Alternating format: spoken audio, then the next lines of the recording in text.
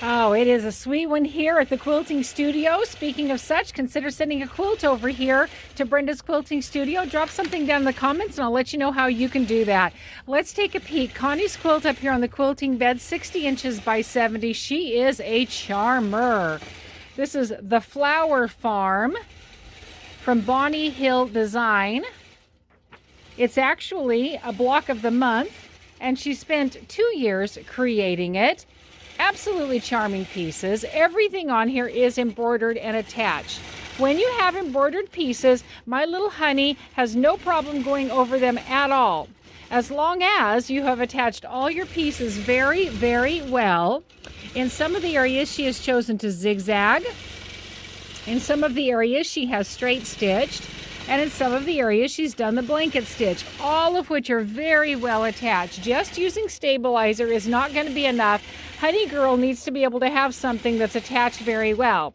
Secondly, as long as you're careful with your embellishments, AKA if you have buttons on there, if you have laces on there, if you have ribbons on there, those are something that should probably be attached after the stitching happens. If there is any extra interesting embellishments, bring it up ahead of time so we can have a discussion about it and I can see if that's something that I can work with and how I can maneuver the design to be able to do so.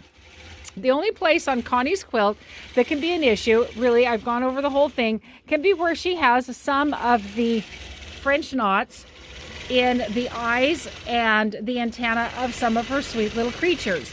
Now, as I'm going through each pass, I am checking where those are located, and then I am actually going to the CAD screen and checking exactly where that design is going to connect where my honey is stitching.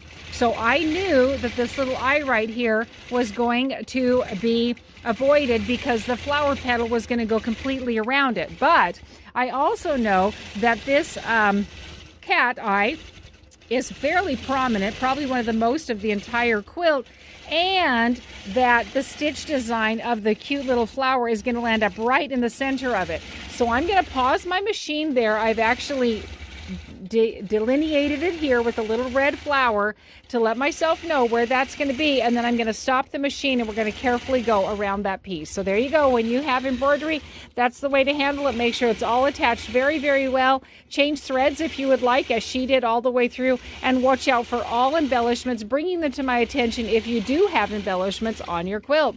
Have an amazing quilty day.